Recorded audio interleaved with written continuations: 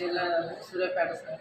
హ్మ్. అయితే భూమి విషయంలో రాంపల్లి రాంబాబు అని మాది ఆక్రమంగా అరెకరం ఆక్రమించిందండి. అరెకరం భూమి ఆక్రమించింది సార్. అయితే మమ్మల్ని చేసుకునేట్లేదండి. ఎస్సీ వాళ్ళకి కాగుడు పోసి మమ్మల్ని భూమి మీదకి వచ్చి దౌర్జన్యంగా నన్ను నా భర్తను కొట్టి షర్లు వేసి సార్. పిల్లల తాడు తీసుకెళ్ళిరండి. వెళ్ళిరని మేము పోయి ఎస్ఐకి కంప్లైంట్ ఇస్తే నాకు సంబంధం లేదని అన్నాడు. అన్నాక తర్వాత మళ్ళీ మా భూమి దౌర్జన్యంగా చేస్తుందని మేము చెప్పినాక ఉండి ఆయన అసలు ఏమాత్రం స్పందించలేదు సార్. 2 రోజులకి 3 రోజులకి మా ఆయన్ని తీసుకొచ్చి స్టేషన్లో కూర్చోబెట్టిందండి.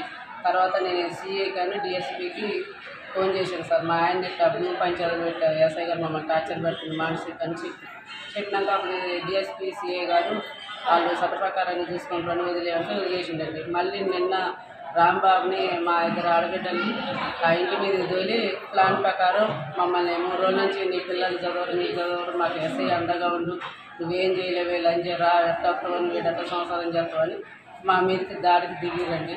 ఎస్సీ వాళ్ళకి మళ్ళీ 10 మంది 20 మందిని పోగు చేసి తాగుడు పోసి ఇంట్లో కూర్చోబెట్టుకొని మా మీద తోలుతుండండి. మేము నిన్న మా ఆడబిడ్డ భర్త మా ఆయనకి లేవట్లేదు సంబంధం తీసుకుపోదాం అని రమ్మంటే వచ్చేసారు చూడటానికి.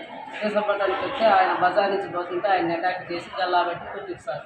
అప్పుడు తర్వాత వాళ్ళ అత్త మా ఆడబిడ్డ పోయి మా అల్లుని కొడుతుందని అడిగేసరికి ఆమెను కూడా కొట్టిస్తారు. కొట్టేది మమ్మల్ని అందరినీ చెత్తగా 10 మందిని ఆ రాంబాబు మా ఇద్దరు ఆడబిడ్డలు కొట్టిరండి. ఈ పిటిషన్ ఇవ్వడానికని ఎస్ఐ తోటి చెప్తే నువ్వు ఆ రోజు నేను చెప్పినట్టు లేదు కదా, ఇగో నీ కొడుకుల మీద కూడా నేను ప్లేస్ చేస్తాను, నీ బిడ్డ నీ కొడుకు ఎట్లా చదువుతాడు చూస్తా అని పిటిషన్ తీసుకోలేదు సార్.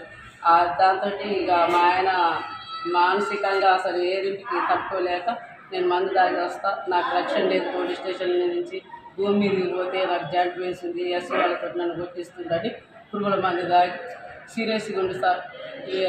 దయచేసి సిఏ గారికి ఏఎస్పీ గారికి దండం పెట్టి వేడుకుంటున్నాను. మాకు న్యాయం జరుగుతుంది సార్. అడుక్కోకుంటున్నాను సార్. నా పిల్లలకి మాకు న్యాయం చేయండి.